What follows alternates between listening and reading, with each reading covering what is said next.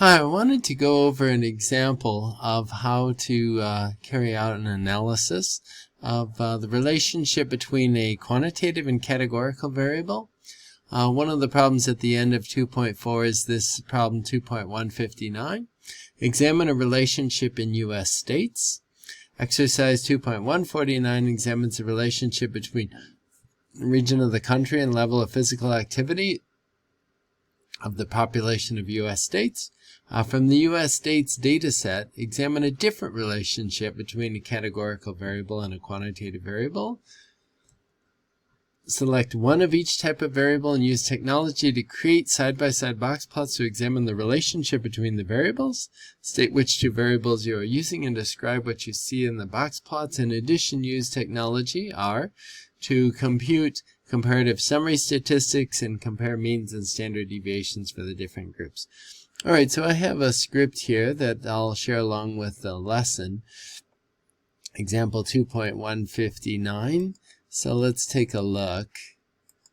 Let's see, it should open here. There we go. I'm going to pop that out so we can see it a little bit more. Alright, so the first thing that we want to do is load the libraries. And this is an example from 2.159. So first get an overview of the data set, see what's going on. So we can get the first few rows with the head command. Probably when I'm working with the data set though, I like to go over here and actually type in view of US states. I don't put that in my code because I want to kind of interact with that using the view. And make sure you notice that's a capital V whenever you use view. So we can see the data, see quite a few variables. One of the variables is smokers. It would be good to know exactly what that represents to make sure that we're interpreting that correctly. So I use the help on that, and I look for information about that particular variable. So we have smokers is percent of residents who smoke. And region is Midwest, Northeast, South, and West. So I'm going to look at the relationship between those two variables. So I'm going back to the script now. All right, now I wanted to give you a few examples of plots that we might consider.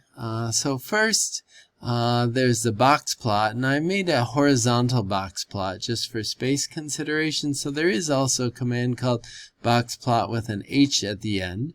So I'm going to put the categorical variable on the y-axis here and the quantitative on the x in contrast with the regular box plot.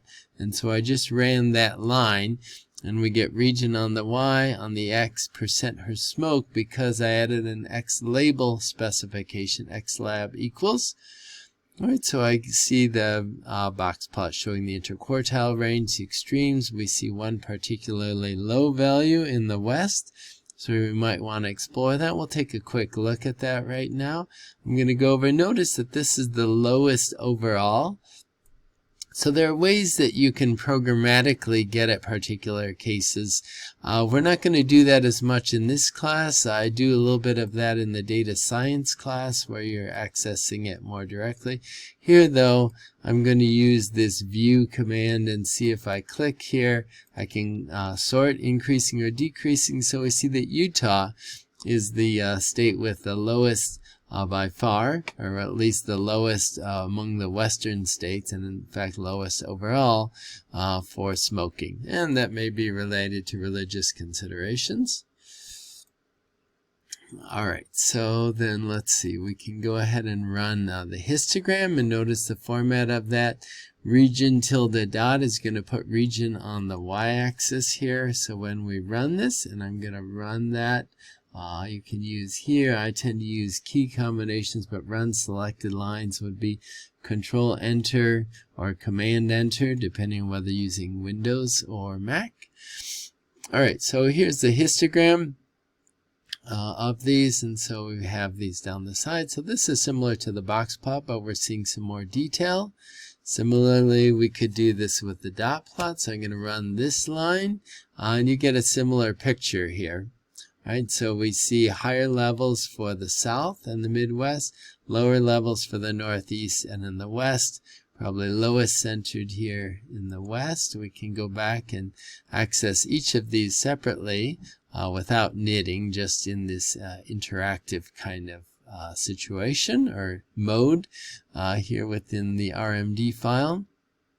And again, the median was highest in the south and lower for the northeast and for the west. We can see that numerically by running some statistics, so favstats, and also I got the interquartile range because we can compare the means and find that they are highest, as we said. The highest standard deviation is in the south, 3.5. It's also pretty high in the west with 3.4, but remember in the west we have this outlier of Utah.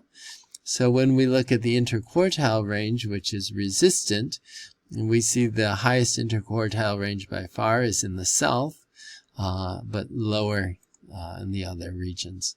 Okay, so now to go back to the south, we might wonder why there is such a wide spread in the south. So we can look at the specific states that get classified as the South. Now we have different levels of life experience and what our associations are with different types of states or different regions of the country. But this gives me an opportunity to show you something different that you could do with this interactive kind of view window. So if we click here for region, we can sort by region. But another thing we can do, notice there's this filter command. So if I click on filter, now it's giving me some prompt to sort of filter these. Overall is all, but if I click here, I get a little menu, and if I can click on south, then I get just the southern states, which is quite nice. We could also go over here and still sort the smokers, and notice that if we look at the top smokers states, get West Virginia, Arkansas, Mississippi, Tennessee. Some of these are deep south states, maybe not so much Georgia. Georgia's on the coast, so that's a little bit more heterogeneous than some of these others. But then we've got Florida and Texas, which sort of feel a bit different, and than some of the other states. Another thing that we might do is just look overall at which states are the leading tobacco producers.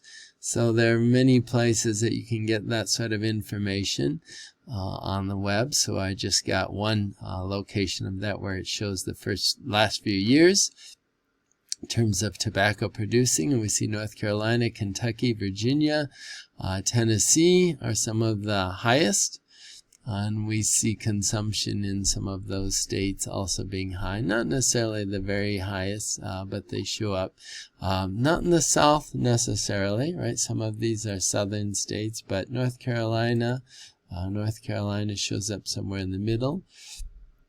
But if we go back, we can see that Kentucky is also one of the highest, and that was classified as a Midwestern state.